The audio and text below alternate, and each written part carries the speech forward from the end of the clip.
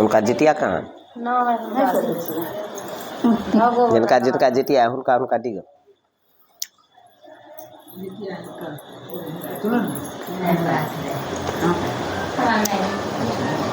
ओम आप बैठो ओम पवित्र पवित्रो वा सर्वास्थानीय तो विवाज्य स्मरेत पुंडीकाक्षं सवाज्या अभ्यंतर शुचि पुंडीकाक्षे पुनात्व गंगा नारायण हरि हरि दे प्रसिद्ध कर ली चंदन ले लग कंठ में लगा ली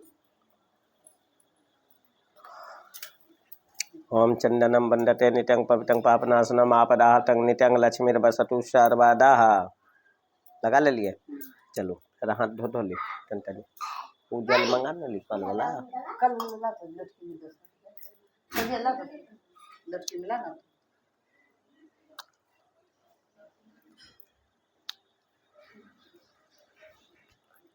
जल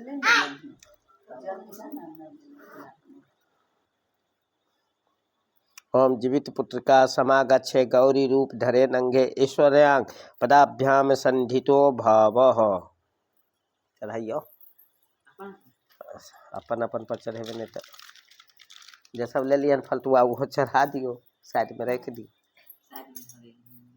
चल जल ले ली जल ले गंगा जल स्नान जीवित पुत्रिकाय नमः चढ़ाबू जल हो गया चंदन लगेगी चंदन ओम गंधत्वाराम धुराधासाम निष्पुषांकर स्नेमिनीश्वरी सर्वभूतानां शेरवाना जितिया में लगाबू हो गया 3 दाँत छटियो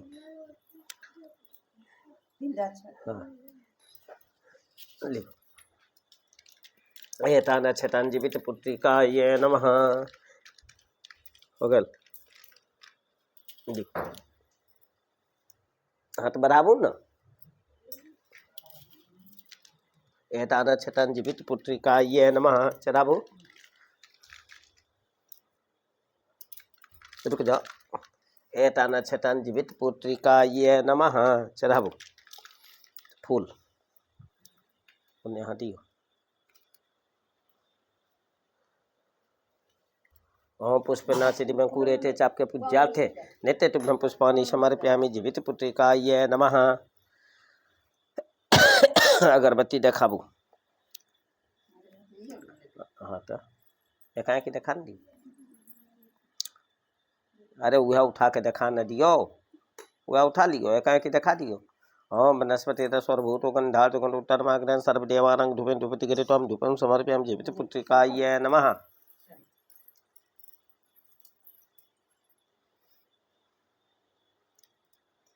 दिखावे जा जाओ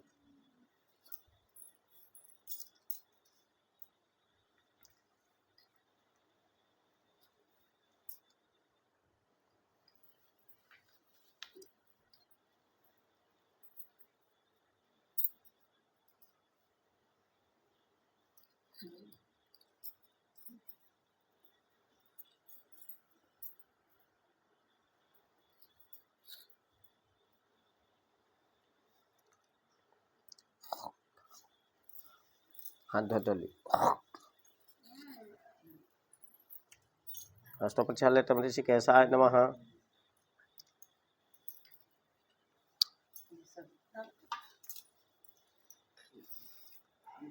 हो गया तन को फूल अच्छा ले ली उन्हें बढ़ाबू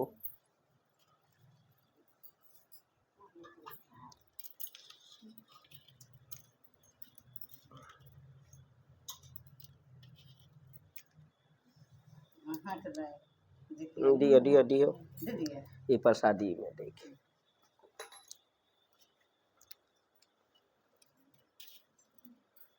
किनका है हो गए ओम त्वदितं वस्तु गोविंदे तुभ्यमेवं भुक्त्वा प्रसाद परमेश्वरी नवेद पर रख दी जल लगा तन गिरा दियो ओम एन गणपुदोदितांबुलिया तवक नाना विद्य नवेद्या जीवित पुत्रिकाय नमः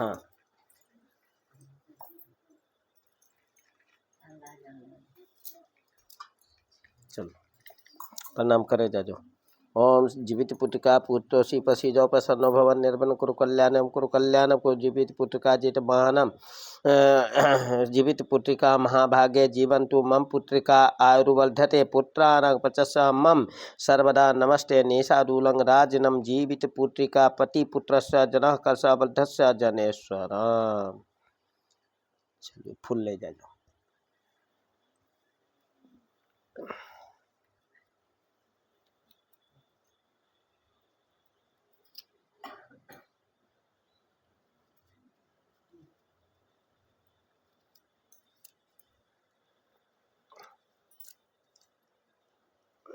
होगा ना आपका?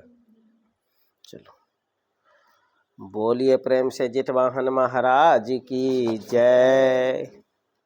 एक बार निम्नसार के निवासी ऋषियों ने संसार के कल्याण सूत्र जी से पूछा, हे सूत्र जी, कराल कली काल में लोगों के बाल किस तरह से दीर्घायु होंगे, सो कहिए। सूत्र जी बोले, जब द्वापर युग का अंत और कलयुग का आरंभ था, उसी समय बहुत सी शोकाकुल स्त्रियों ने आपस में सलाह की कि क्या इससे कलिकाल में माता के जीवित रहते पुत्र मर जाएंगे। तब वे आपस में कुछ निर्णय नहीं कर सकी। तब गौतम जी के पास पूछने के लिए गई। जब उसके पास पहुँचे तो उस समय गौतम जी आनंद के साथ बैठे थे। उनके सामने जाकर उन्होंने मस्तक झुकाकर प्रणाम किया। तदनंतर स्त्रियों ने पूछा, हे प्रभु, इस कलयुग में लोगों के पुत्र किस तरह से जीवित रहेंगे, इसके लिए कोई व्रत या तप हो तो कृपया करके बताएं।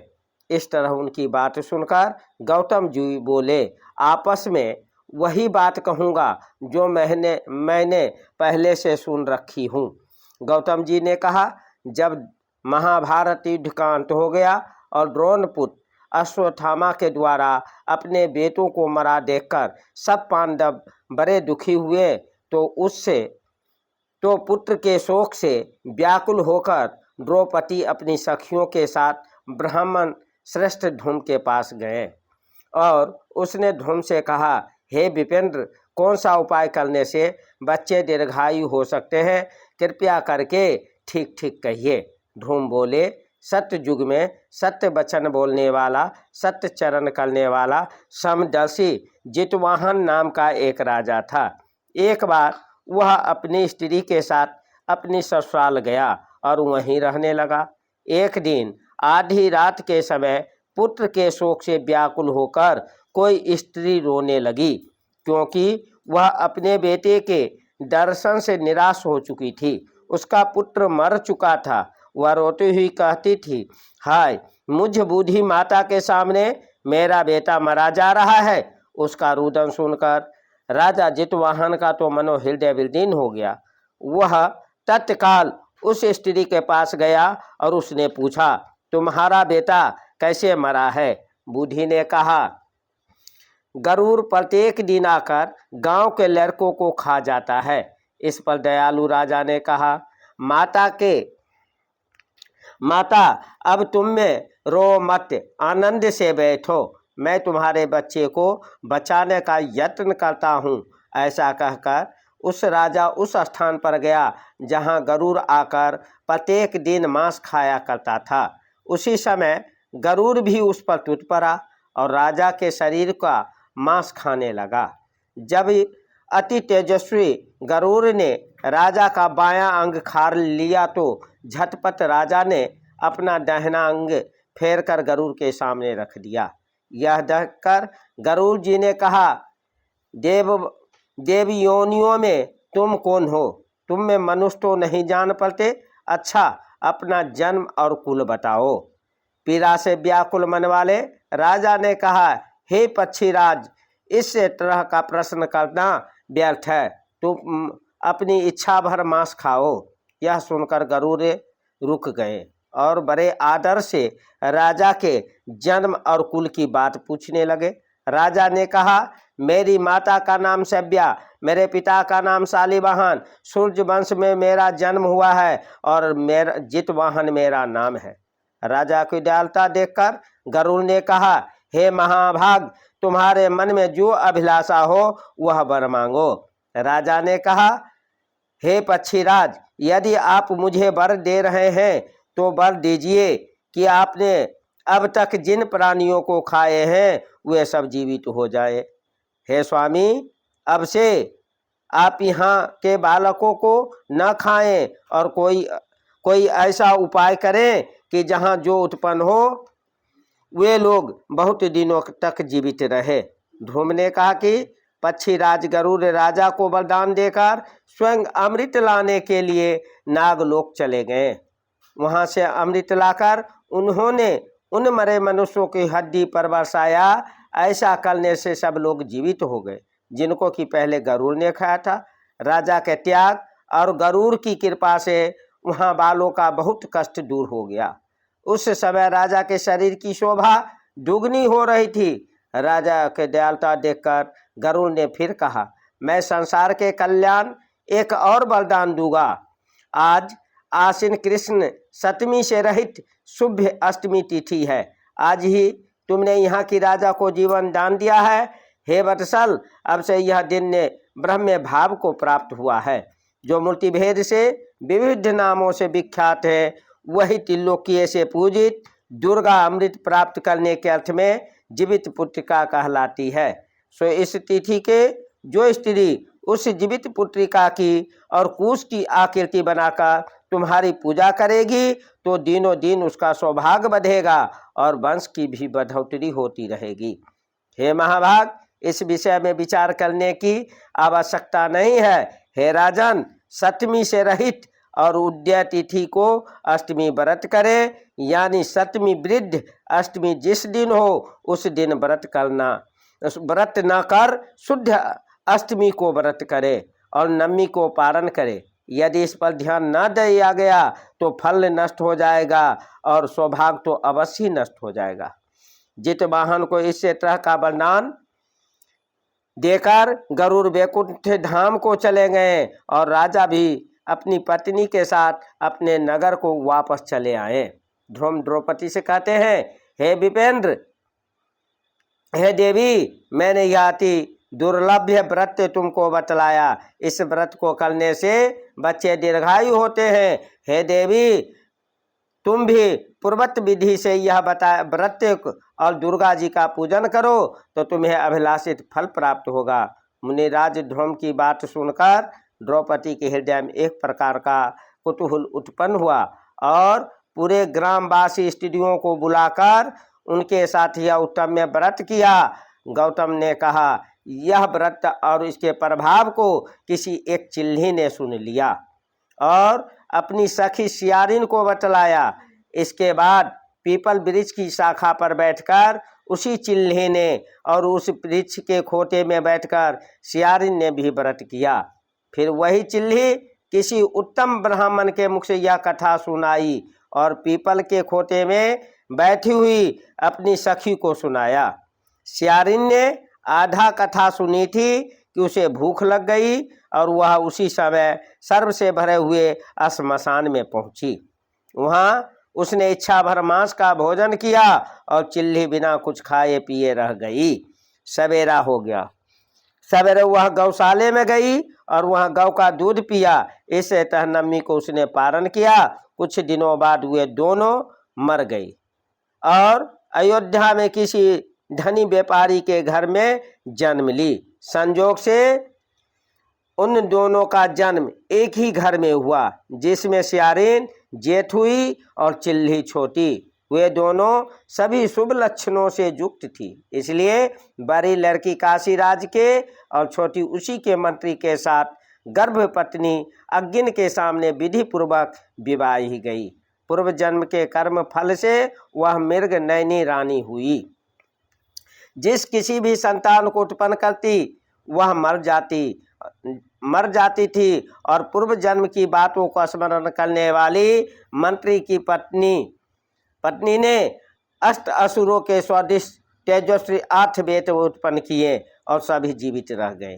अपने बहन के पुत्रों को जीवित देखकर ईश्वरवंशी राजपत्नी ने अपने स्वामी से कहा कि यदि तुम मुझे जीवित रखना चाहते हो तो इस मंत्री के पुत्रों को उसी जगह भेज दो जहाँ की मेरे बेटे गए हैं, अर्थात इन्हें मार डालो।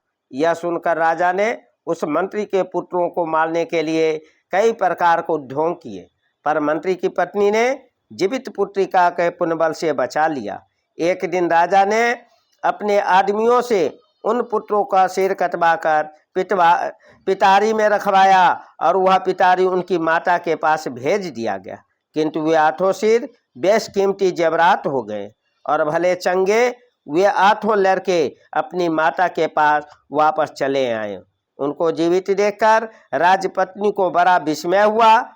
अंत में वह मंत्री की पत्नी के पास गई और उसने पूछा, बहन, तुमने कौन सा ऐसा पुण्य किया है जिससे बार बार मारे जाने पर भी तुम्हारे बेटे नहीं मरते? इस पर मंत्री की पत्नी ने कहा, पूर्व जन्म में मैं चिल्ली थी और तुम सियारी, दोनों ने व्रत किया था। तुमने व्रत के नियमों के भली भांति पालन नहीं किया था और मैंने किया था, इसी दोष से है बहन तुम्हारे बेटे नहीं जीते हैं। और राजरानी, अब भी तुम उसी जीवित पुत्रिका के व्रत को करो तो तुम्हारे बेटे दीर्घायु होंगे, मैं तुमसे सच सच कह रही हूँ। उसके कथनानुसार रानी ने व्रत किया, तभी से उसके कई बेटे सुंदर और दीर्घायु होकर बड़े बड़े राजा हुए। सूत्र जी कहते हैं कि सभ्य प्रकार का आनंद देने वाला मैंने यह दिव्य व्रत बतलाया। स्त्री चिरंजीवी संतान चाहती हो, विधि पूर्वक यह व्रत करे। बोलिए प्रेम से गरुड़ महाराज की जय।